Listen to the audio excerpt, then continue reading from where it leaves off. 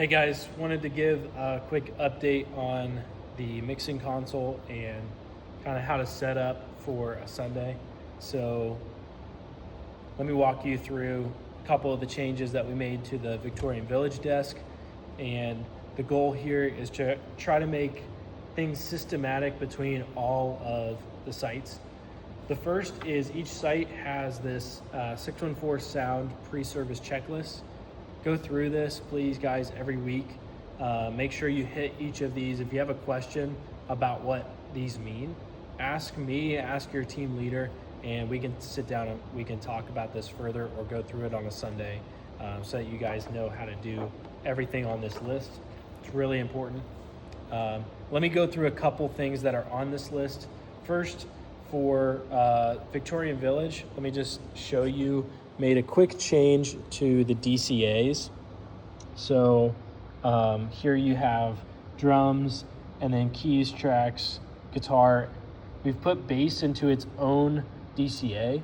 So now normally guitars would be going, or bass would be going through the guitar DCA. Now bass is gonna have its own DCA, and then band, Vox, PC, and then we had to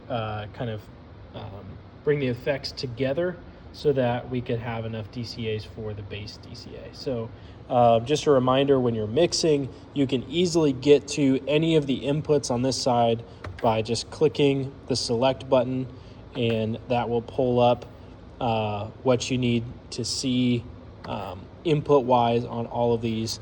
And then my boy Noah Tucker's favorite trick is to hit both of these together and you get a full 16 look. You can do that here or here or here, so you can look at a lot of inputs at once.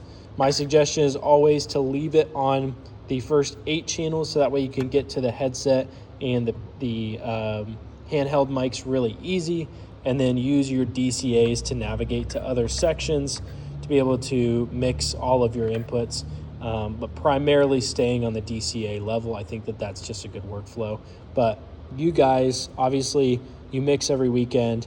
Find what's comfortable and what gets you the best sound every week.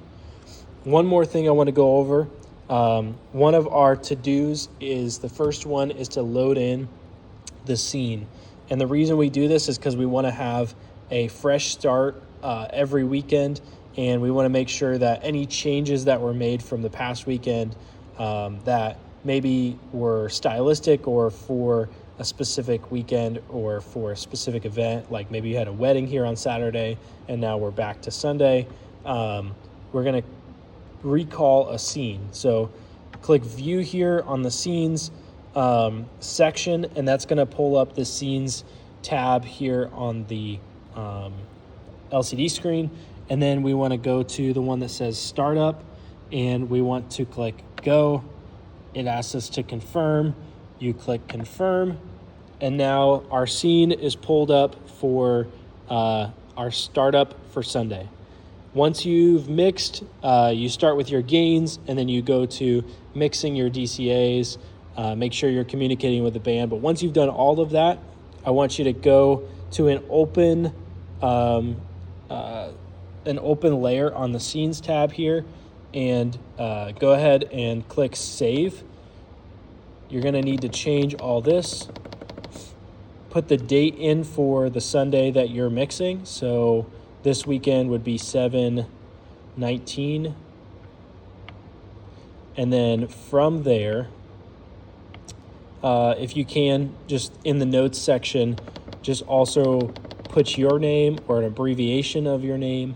That's always helpful to me to be able to look at what scenes were saved from the previous week.